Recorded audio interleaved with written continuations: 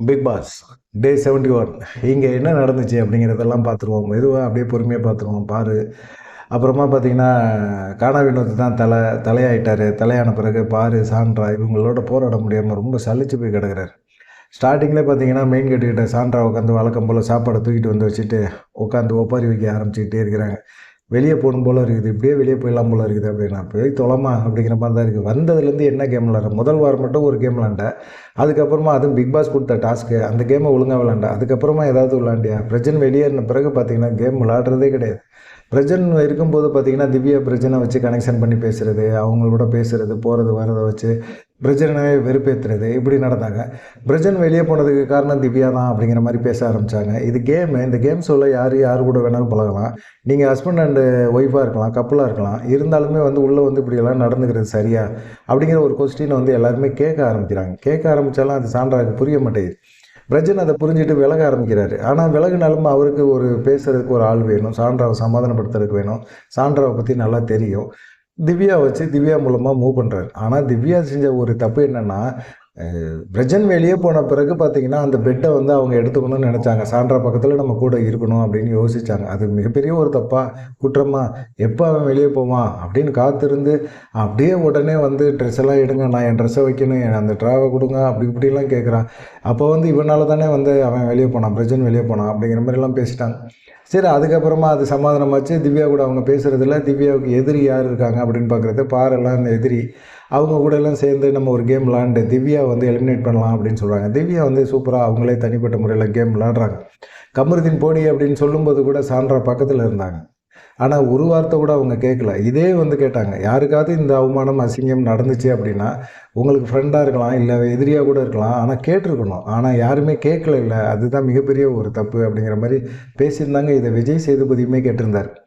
சரி, அப்புறமா பார்த்தீங்கன்னா, இவங்க சொன்னாங்களே, நான் இப்படியே சாப்பாடு தட்டோட வெளியே போயிருக்கலாம், போகணும் போல இருக்குது அப்படின்னா, போகாதம்மா அப்படின்னு அமித் சமாதானப்படுத்தினாலும் அவருக்கு தெரியும், போய் தொலை அப்படிங்கிற மாதிரி தான் யோசிச்சிருப்பார்.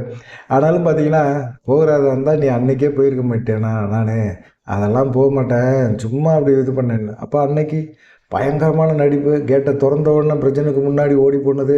அப்படியே பிக் பாஸ் வாங்கம்மா 2 பேரும் ஃபேமிலியோட உள்ளே வந்தீங்க, அப்படியே ஃபேமிலியோட வெளியே போயிருங்க வாங்க அப்படின்னு சொல்லி ஒரு கண்டென்ட், ஒரு சான்றாகவே வெளியேற்றிருந்தாங்கன்னா பிக் பாஸ் கொஞ்சம் நல்லாவே இருந்திருக்கும்.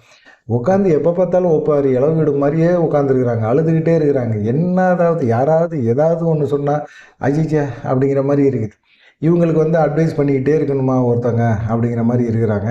இங்கே இப்போ என்ன அமித் சாண்ட்ராட்ட என்ன பேசுகிறாரு அப்படின்னா, ஒருத்தவங்க உங்களை பற்றி பேசுகிறாங்க அப்படின்னா அவங்கள்ட்ட நில்லுங்க, நின்று பேசுங்க அப்படிங்கிறாங்க. அவங்கெல்லாம் சண்டை வலிக்கிறாங்கங்க, சண்டை வலிக்கிறாங்க. அவங்கள்ட்ட என்ன பேசுகிறது? சேது அண்ணன் அன்றைக்கே என்ன சொன்னார், கூட இருக்கவங்க தான் உங்களை வச்சு விளையாடுறாங்கன்னு சொன்னார். அப்போ புரியல, இப்போ புரியுது அப்படிங்கிறேன். கூட இருக்கிறவங்க உங்களை வச்சு விளையாடுறாங்க அப்படின்னு சொன்னால் திவ்யாவையா சொன்னார் அவர். இப்போ சமீபமாக யார் கூட சேர்ந்து சுற்றிட்டு இருக்காங்க சாண்ட்ரா?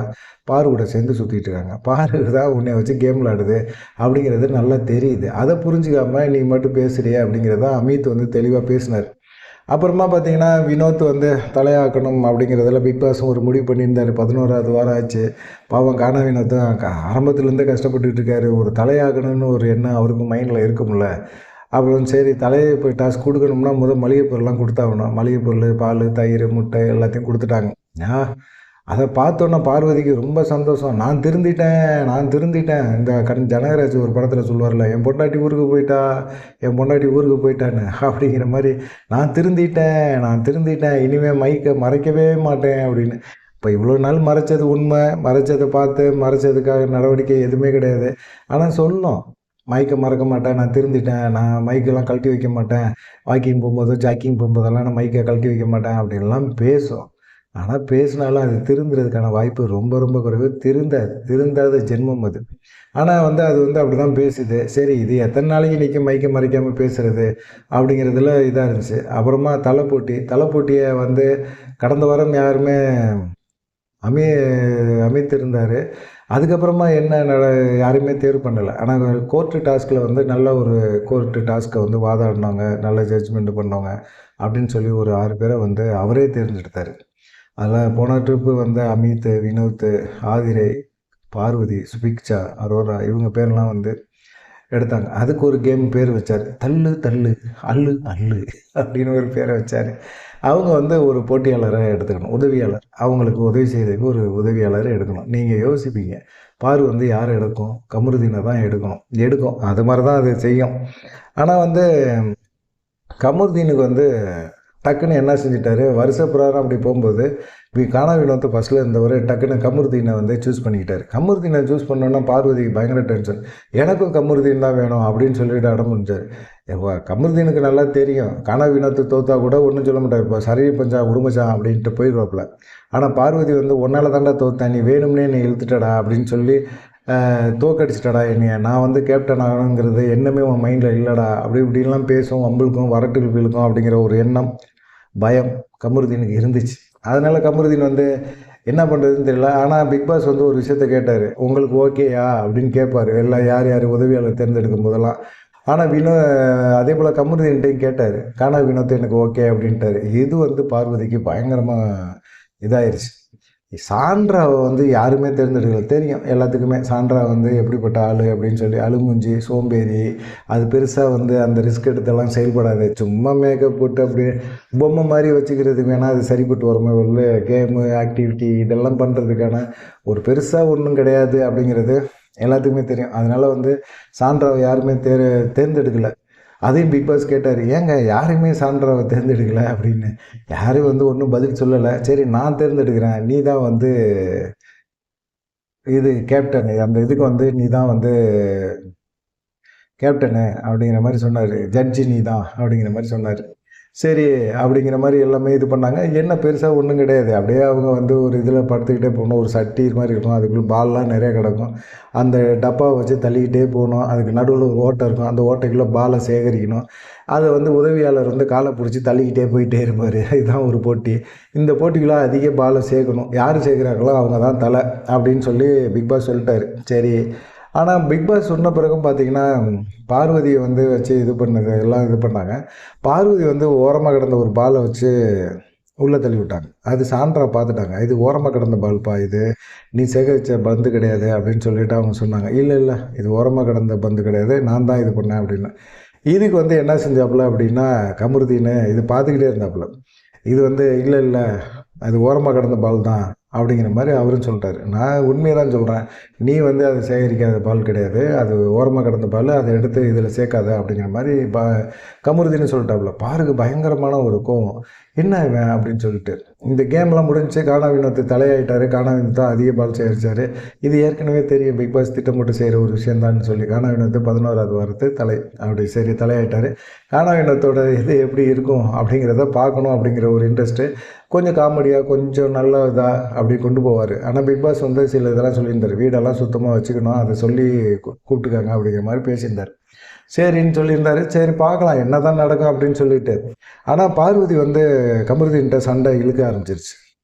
நான் எப்போ பார்த்தாலும் உன் கூட தான்டா நிற்பேன், உனக்கு ஒரு பிரச்சனைனா நான் உன்னை விட்டு என்னைக்காவது போயிருக்கேனா, என்னடா ஒரு சின்ன விஷயம் டக்குன்னு உடனே என்னை கைவிட்டுற, உடனே நியாயத்தை பேசுகிறேன் அப்படிங்கிற மாதிரி சொல்கிறேன்னா, நான் நியாயத்தை தான் பேசுவேன், அது தானே சொன்னேன், நீ அது வெளியே கிடந்த பால், அந்த பாலை வந்து நீ எடுத்து உன் கணக்கில் சேர்க்குற, அது வந்து தப்பு இல்லை அப்படிங்கிற மாதிரி சொல்லிட்டு கடுப்பாயிட்டு நீ உன் கேம் ஆடு, நான் என் கேம் ஆடுறேன் அப்படின்னு சொல்லிட்டு கோச்சிட்டு அப்படியே வெளியே போகிற மாதிரி பண்ணார். டக்குன்னு உடனே பாரு அப்படி இப்படின்னு அட்ஜஸ்ட் பண்ணி இதாண்டா ஒன்றை பிடிக்காதது அப்படி இப்படின்னு சென்டிமெண்ட்டாக ஒரு அட்டாக் பண்ணி அப்படியே பேசினாங்க. சரி இவங்க, ஆனால் வந்து கமருதீனுக்கு பொறுத்த வரைக்கும் பார்வை கழட்டி விடணும் அப்படிங்கிற ஒரு எண்ணம் இருக்குது. இன்றைக்கி நம்ம கேமை பாதிக்குது அப்படிங்கிறது தெரிஞ்சுட்டாப்புல கடந்த வாரமே. இனிமேல் வந்து இந்தமாதிரி இது பண்ணக்கூடாது அப்படிங்கிறதுல ஒரு தெளிவாக இருக்கிறாரு. அதே போல் வந்து பார்த்திங்கன்னா டீம் பிரிக்கணும்ல, கானா வினோத்தை டீம் பிரிக்கிறார். டீம் பிரித்தா அரோரா வந்து இது வரைக்குமே கிச்சன் டீமில் இல்லை.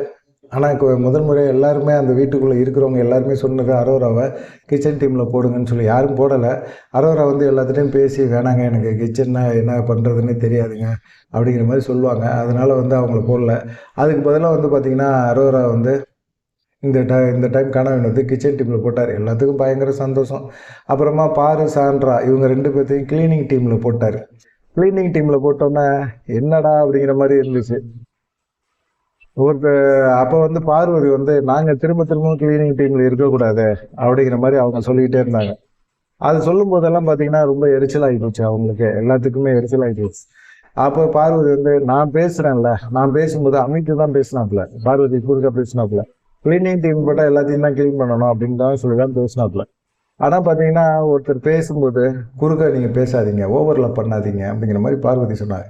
இது பார்வதி பல தடவை பல பேர்கிட்ட பேசும்போது இந்த மாதிரி ஓவர்லாப்பாக பேசுகிறது நிறையா இருந்தது. சரி அப்படின்னு சொல்லிட்டு அமித் சார் சும்மா இருக்கா அப்படிங்கிற மாதிரி ஒரு மாதிரி வாடாப்படாங்கிற மாதிரி பேச ஆரம்பிச்சிட்டாங்க. அது வந்து அமித்துக்கே ஒரு மாதிரி அசிங்கமாக போச்சு. என்னடா இது இப்படி பேசுகிறாளே அப்படின்னு சொல்லிட்டு. அப்புறமா பார்த்தீங்கன்னா சுத்தம் இந்த கிளீனிங் டீமில் வந்து வினோத் சொல்கிறாரு, பாரு சான்றா 2 பேருமே மதிக்க மாட்டேங்குதுங்க வினோத்தை. நாங்கள் சொல்கிறது தான் இப்போ வேறு ஓரளவுக்கு வந்து சான்றா வந்து பாரு மாதிரி ஆகிப்போச்சு. பாரு கூட சேர்ந்து கிச்சன் டீமை நைட்டு தான் நாங்கள் சுத்தம் பண்ணுவோம். கிச்சன் டீமில் 5 பேர் இருக்காங்களா, அவங்க அந்த எட்ஜெல்லாம் அவங்களே சுத்தம் பண்ணிக்கிட்டோம் அப்படிங்கிற மாதிரி சொல்கிறாங்க. இதில் வந்து கனி வேற வந்து கத்துறாங்க. அவங்க வேற இங்கே பாருங்க, காப்பியை குடித்தா நீங்கள் கழுவிட்டு வச்சுட்டு போங்க, அதை விட்டுட்டு நீங்கள் பாட்டுக்கு அப்படியே வச்சுட்டு போகிறதெல்லாம் நான் என்னால் ஏற்றுக்க முடியாதுன்னு சொல்கிறாங்க. சான்றா வந்து அப்படியே வச்சுட்டு போனாங்க.